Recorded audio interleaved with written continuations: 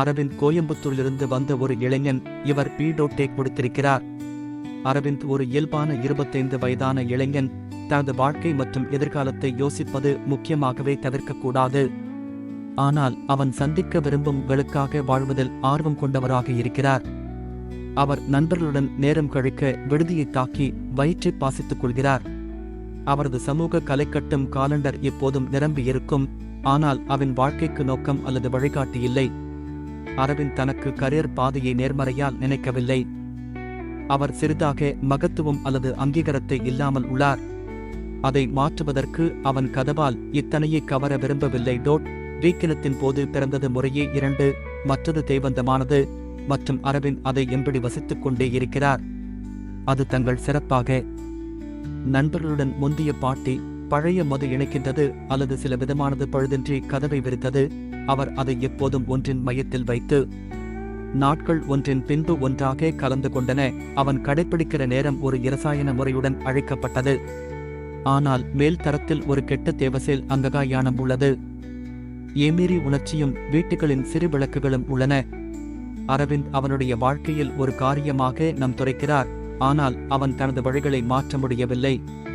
அவனுடைய வாழ்க்கை சிக்கலையை தவிர்த்து விடுகிறது மற்றும் அதை கவனிக்கிறாள் அதிகமாகவே கடினமாக. அவர் நரம்பு மாறும் வாழ்க்கையில் அவருடைய செயல்கள் விளைவுகள் பற்றிய சிந்தனை இல்லாதன. அவன் எப்போதும் மிகவும் சவாலானவைகள் அல்லது கடினமான முடிவுகளை எடுத்திருக்கவில்லை. அவன் எப்போதும் உண்மையாக பெரியதாக இல்லை. அரவிந்தின் வாழ்க்கையில் சாதனைகளை தவிர்த்து விடுகிறான். அவர் ஒரு மதுபானம் சிறப்பான இளம் ஆண் ஏந்திக் கொண்டு அதில் ஈடுபடுகிறார். ஆனால் உள்ளே உள்ள கால்வாசம் வெறும் வெவ்வேறு அளவில் பெரியதாக இருக்கிறது. அரவிந்த் நோக்கம் தேடிக்கொண்டு இருக்கிறார். ஆனால் இன்னும் அது கிடைக்கவில்லை. அவனுடைய வாழ்க்கை செலவை தவிர்க்கிறது மற்றும் அவன் தேவையான மிகவும் ஒன்றை தவிர்க்கிறாரா என்பதை அறியவில்லை. அவனுடைய வாழ்க்கையில் நோக்கம் அல்லது அடையாளம் இல்லை. அரவிந்த் தனது குடும்பத்தின் ஆசைகளிலிருந்து மாறியிருக்கிறார். அவன் என்னவாவது செய்கிற போதெல்லாம் தனிப்பட்ட மனசு இல்லை. அவன் ஒரு காணிக்கையற்ற வாழ்க்கையில் பறந்து விடுகிறான். ஒரு நாள் ஒரு பெண் அவனை வந்து சின்னை வர வைலண்டைன்ஸ் டே ஒத்துக்கொள்ள கேட்டு வைப்பாள்.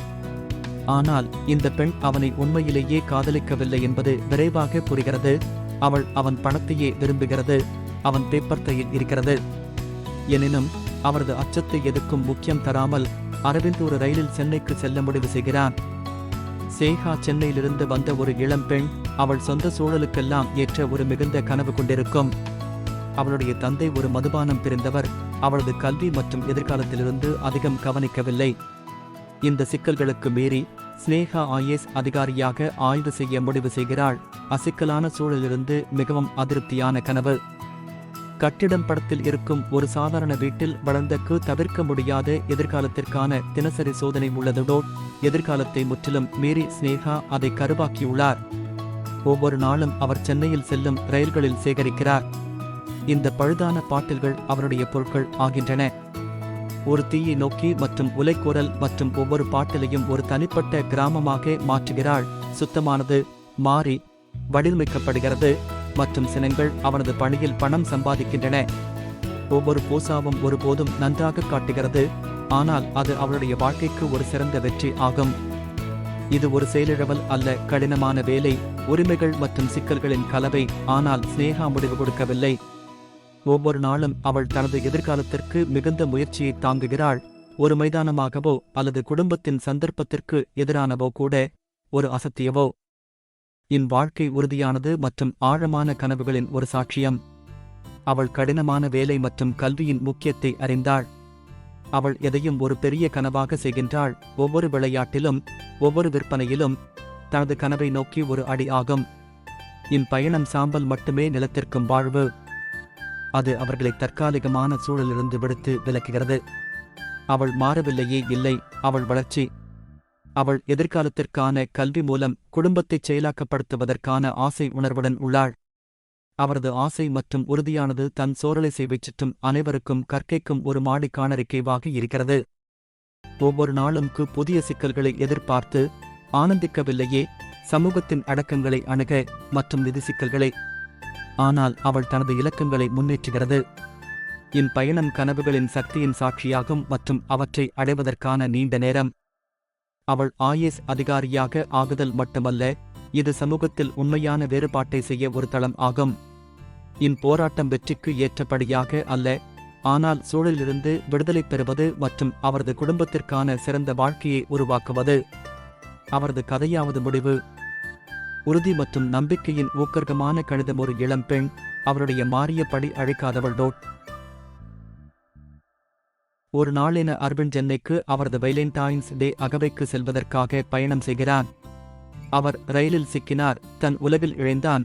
ஆனால் விரைவில் ஸ்னேகா என்ற நட்சத்திரமான காட்சி அவரை தாக்குகிறது. சிரிக்க பண்ணைகள் விற்கும் தீவிரமாக வேலை செய்கின்றாள். அவர்களின் முதல் சந்திப்பு சௌகரியமானது. ஆனால் அவர்கள் தொடர்பான போது உழைப்பு மற்றும் உறுதி என் கவனத்தை எடுக்கின்றது. அவர் தனது காலோடு வாழும் வாழ்க்கையையும் செலுத்தும் கடைப்பிடிப்பைக் கொண்டானது என்பதிலே வேறுபாடுகளை காண்கிறார். தீவிர அச்சமின்றி, அதன் பின்னணி சுவாரஸ்யமான முடிவுகள். அவர்கள் குறைந்த அளவு உதவியாக ஒன்று கூடியதற்கான உணர்வு வளர்கிறது. அரவிந்த் பயணிகளுக்கு உதவுகிறது, ஸ்னேகா தேவைதாரிகளை உதவுகிறது. பயணத்தின் போது ஒரு கண்கவர் தருணம் உண்டு. ஸ்னேகா ஒரு கண்மூடி பெண்ணுக்கு இடம் கண்டுபிடிக்க உதவுகிறது மற்றும் அதை சுவாரஸ்யமாக கமைக்கின்றாள். இது ஒரு எளிய பன்மா செயல், ஆனால் இது காதல் மற்றும் கவனம் நிறைந்தது. அரவிந்த் அமைதியாக உணர்கிறான், அவரது யாரிடமும் மதிப்பு பெற்று கவனம் மற்றும் உதார்மையை வியக்கின்றான். பிறகு அரவிந்த் தனது லேப்டாப்பில் வேலை தொடர்பான விண்ணப்பத்தை பராமரிக்கும் போது ஸ்னேகா அவருக்கு உதவுகிறது. அவள் அவரது வேலைவாய்ப்பு திறன் மற்றும் அனுபவத்தை எளிதாக்குவதற்கான வல்லமை கொடுக்கின்றாள்.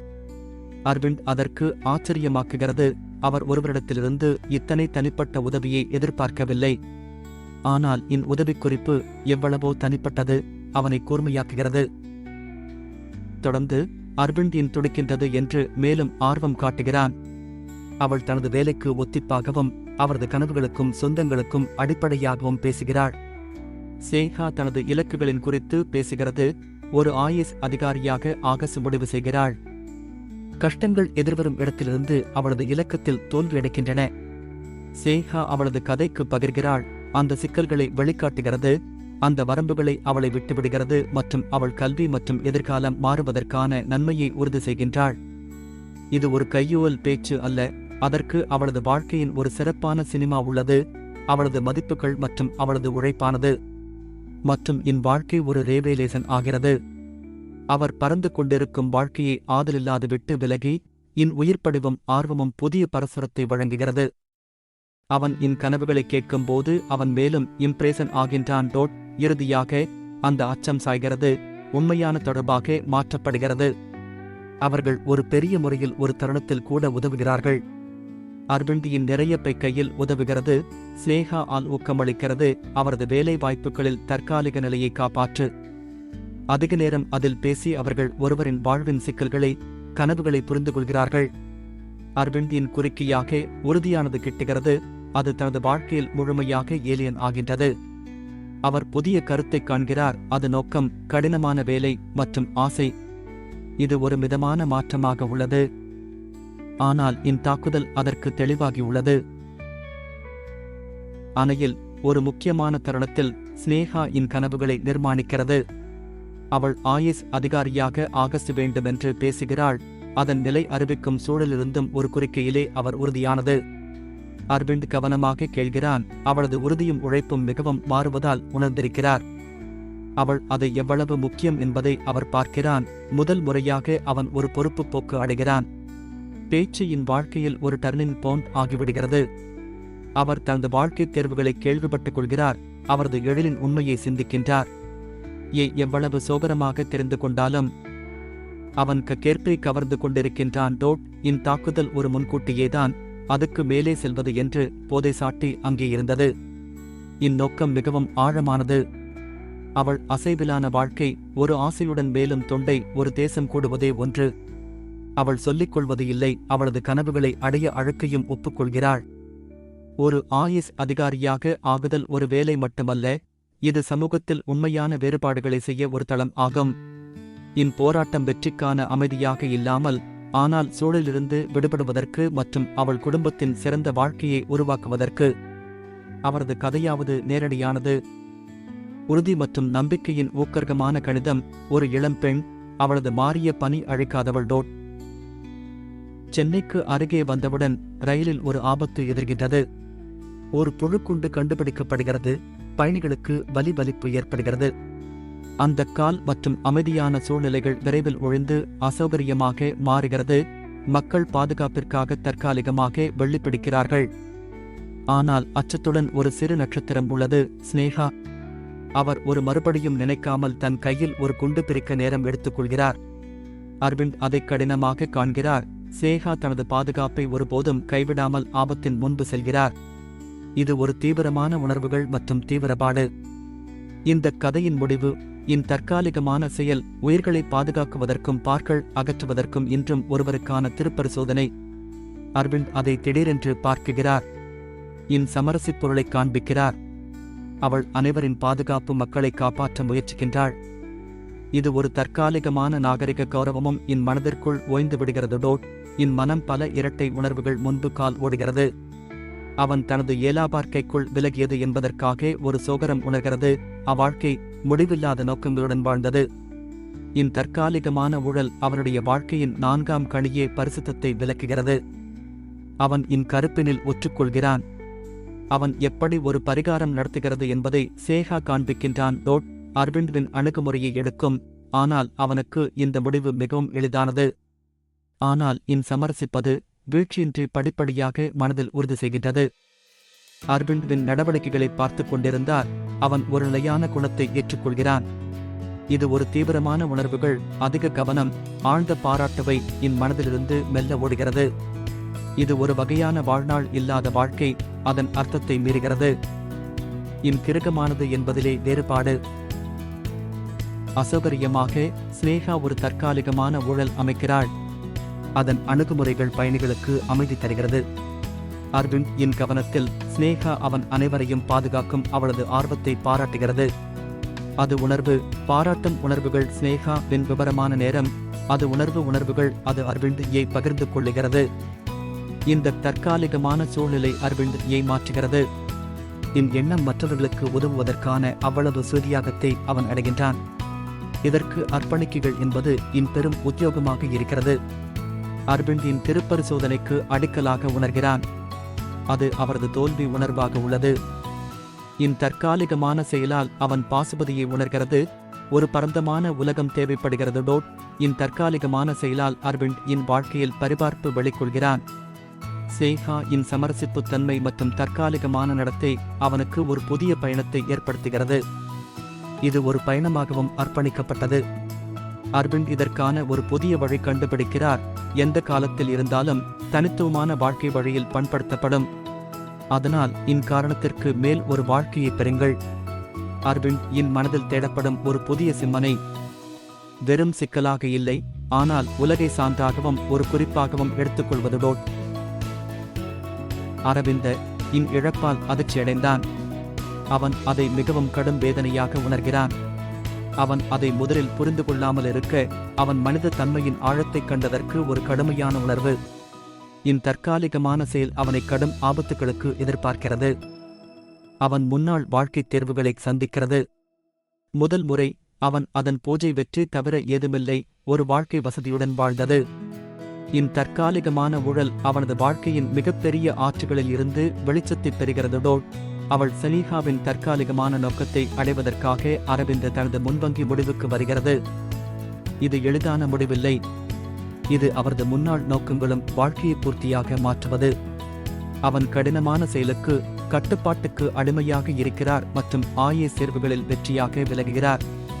இது ஒரு பயணமாக உள்ளது. யோஜங்கி ஓடுகள், உடலுக்கு 13 தூங்காத இரவுகள் மற்றும் என்னவோ தவிர்க்குதல். ஒவ்வொரு படியிலும் அவன் ஸ்னேகாவின் நாசமான நிலையை உணர்கிறான். அவள் நினைவே அவரது ஊக்கத்தின் அறிக்கையாக மாறுகிறது.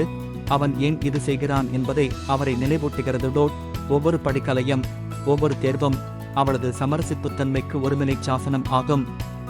அரவிந்த அவன் படிப்பில் சுவாசிக்கிறார். உண்மையில் ஸ்னேகா அதைப் போலவே செய்திருப்பார். அவள் பிறரை காப்பாற்ற வேண்டிய வாழ்க்கையை கொடுத்தாள். அவன் அவளது நினைவுக்கு ஜெயிக்கணும். இது அதிகாரியாக பரந்த நேரத்தில் கவனிக்கப்படாதது.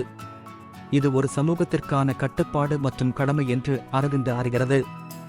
இன் தற்காலிகமான சேக்ரபாய்ஸ் இன் போது ஸ்னேகா வாழ்நாள் காலத்தில் ஒரு தற்காலிகமான துறவி தேவையில்லை. அது மாற்றத்தின் ஒரு கட்டளையாய் உள்ளது. அப்பல்பாட்டில் இருந்து அதனுடைய ஒரு முக்கியத்துவம் தன் குறுக்கியை மீறி படிக்கத் தொடங்குகிறது. என் பயணமானதைக் காண்பதே அவன் தோற்றத்தின் மாறி இன் வாழ்க்கையை தொடர்கிறது. அவன் ஆராய்கின்றது. ஸ்னேகா அவன் ஏன் செய்கிறது என்பதை விளக்குகிறது. ஒவ்வொரு ஒப்பியத்தின் போது, ஒவ்வொரு கடினமான நேரத்தில் அவன் தவிர்க்க முடியாத தோராய உறுதியைப் பெறுகிறான். இன் தற்காலிகமான ஆள் அவன் தனிப்பட்ட வாழ்க்கையில் வெளியேறியுள்ளான். இன் சமரசிப்புத்தன்மை அவளது வாழ்க்கையின் அர்க்கமாகவும் அவரது புதிய பயணமாகவும் உணர்கிறான். என்னையும் மரியாதையும் எதிர்கொள்ள தயாரான ஒருவனாக மாறுகிறது. ஒவ்வொரு படிக்கலையும் ஒவ்வொரு தேர்வும் அரவிந்தின் உருவாக்கத்திற்கு நேரம் வருகிறது. இன் தற்காலிகமான சேக்ரபாய்ஸ் அவரை சுயசிதைவு தயார் மற்றும் தூய்மையான செயலால் ஊக்கமாக செயல்படுகிறது. இந்நினைவுகள் அவளது உத்தியை கண்டுபிடிக்கின்றன. அவளது சமரசிப்புத்தன்மை, நிலையான உயிர் மற்றும் தற்காலிகமான செயல்தான் அவளது வாழ்க்கையை மேம்படுத்துகிறதை காட்டுகிறது. இன் தற்காலிகமான சேக்ரபாய்ஸ் இன் போது இன் மனதை மாற்றுகிறது. அவன் உணர்வுகள் விலக்கப்படாதது, தாழ்மை, ஆழ்மதி மற்றும் தற்காலிகமான நேரம். இது ஒரு உருவாக்கமான பயணமாகும். அதனது இரு பண்புகளை மெல்லிய உணர்ச்சி மற்றும் ஒற்றுமையாக மாறுகிறது. நேரம் கடந்தே அரவிந்த் IAS அகாடமி தேர்வு எடுத்துக்கொண்டு கோயம்புத்தூர் நகரத்தில் IAS அதிகாரியாக நியமிக்கப்படுகிறார். இது அவனது வெற்றியின் ஒரு தருணம், அதன் மாற்றத்தின் ஒரு சான்று, அதுவே வீணான வாழ்க்கையை சந்திக்காமல் இருக்காதானின் ஒரு சான்று. அரவிந்த் தனக்கு ஒரு நோக்கத்தைப் பெற்றுக்கொண்டான். ஒரு பயணத்தின் திசையைப் பெறுகிறான். பின் தன்னுடைய பொறுப்பை அவள் படிப்படியாகப் பெற்று ஆறுதல் அளிக்க ஒரு கடமை தாங்குகிறான். இது உன்னதநிலைக்கு மாறுகிறது. இது சமூகத்திற்கு ஒரு பொருத்தமான பலனை செய்கிறது. அரவிந்த் இப்போது இளைஞர்களுக்கு தலைநெற்றியாக மாறுகிறான். தனது சமூகம் மற்றும் சமூகத்துக்கு நல்ல எண்ணங்கள் வழங்குகிறான். அவன் முன்வருகிறது மற்றும் பரந்த சிந்தனை கொண்ட ஒருவன் என்ற எண்ணத்தில்தான் வெற்றியடைவதற்கு தவிர அவன் இறுதி நோக்கமாகிய ஒரு பொருத்தமான மாற்றத்தைப் பெறுகிறான். இன் தற்காலிகமான இன் விளைவாக இங்கு முன்னேறுகிறார். அரவிந்த் ஆனது வெற்றியை அடையதற்கானது இல்லை, இது மிகவும் நுட்பமான புள்ளிகளை உருவாக்குகிறது. அவன் சமூகமான போக்குகள் மீது பல்வேறு எதிர்கால காரணங்களை எதிர்க்கின்றான். அரவிந்த் ஏற்றுக்கொண்டது சுகாதார பிரச்சினைகள், கல்வி பிரச்சினைகள் மற்றும் சுற்றுச்சூழல் உறுதி ஆகியவற்றின் பிரச்சினைகள் என்று பெயர்ச்சி எடுக்கிறது. அவரது முயற்சிகள் மட்டுமே தீர்வு வழங்குவதிலேயே அடையாது. அவன் இடமற்ற வாழ்க்கைகளை ஊக்குவிக்கும் வாழ்க்கையின் புதிய வாய்ப்புகளை உருவாக்குகிறான். அரவிந்த் அறிவு சேவை என்னுள் உள்ளது என்பது குறித்து ஆழமாக உணர்கிறது. அவன் மக்கள் சேவை மூலம் ஒரு நல்ல எதிர்காலத்தை கட்டுவதற்காக வேலை செய்கிறான். அவன் கடமை அலைமாறாதது. இன் தற்காலிக இன் உணர்வு மற்றும் மிகவும் சிறந்த கேவுக்கு ஒவன் மாறுகின்றான். அரவிந்தின் கதை சலனம், தியாகம் மற்றும் பரிவர்த்தனைக்கு இடம். இது பயணமாகும். சலனமற்ற வாழ்க்கையில் நோக்கத்தைக் கண்டதும் ஒரு தவிர்க்க முடியாத சந்திப்பால் தூண்டப்பட்டுள்ளது. ஷேஹாயின் இன் காரணம் அரவிந்தின் வாழ்க்கையில் மாற்றத்தை தூண்டும். அவள் நினைவு அவன் வழியாக வாழ்ந்து கொண்டு இருக்கிறது. தன்னை தன்னுடன் விடாமல் இருப்பதின் ஒரு நிலையான எச்சரிக்கையாக. இது ஒரு கதையே இல்லை, இது செயலுக்கு அழைப்பாகும். உங்கள் கனவுகளை நேர்மையுடன் மற்றும் ஆழமாக பயணம் செய்ய ஒரு சக்தி வாய்ந்த உணர்வு. அரவிந்தின் பயணம்தான் ஆதாரமாகும். மாற்றம் ஒவ்வொரு சபை உறுப்பியையும் கூட அமையக்கூடியதாய் காட்டுகிறது. இது காட்டுகிறது அனைவருக்கும் வாழ்க்கையை திருப்பி வழங்கக்கூடிய சக்தி உண்டு. பொருளை அடைவது மற்றும் மாறிக்கொள்ளுவது நிபந்தனை ஆகியவர்கள் உயர்ந்த நலனுக்கு தியாகம் செய்தவர்கள் ஒவ்வொன்றையும் மரியாதையுடன் நினைவாக்குவதற்கான ஒரு எச்சரிக்கையாக மற்றும் நாங்கள் எங்கள் வாழ்க்கைகளை அவர்கள் மகிழ்விக்க வேண்டும் என்பதை நினைவூட்டுவதாக இந்த கதை ஆகஸ்ட் இருக்கட்டும். உங்கள் கருத்துக்களை உள்ளடக்கியது. இதை சப்ஸ்கிரைப் செய்யுங்கள், லைக் செய்யுங்கள் மற்றும் விளம்பரங்கள் ஏதாவது பறந்தானால் தயவுசெய்து காமெண்ட் செய்யுங்கள். உங்கள் ஆதரவு நாங்கள் மேலும் மாற்றலையும் உத்வேகத்தையும் பகிர முயலும்படியாக நாங்கள் செய்ய உதவுகிறது. ஓரொன்று, நாங்கள் எப்போதும் தைரியமாக, கடினமாக வேலை செய்து பொறுப்பான எதிர்காலத்திற்கு ஆதரவு கொடுப்பது குறித்து சிந்திக்கும் ஒரு சமூகத்தை உருவாக்கலாம்.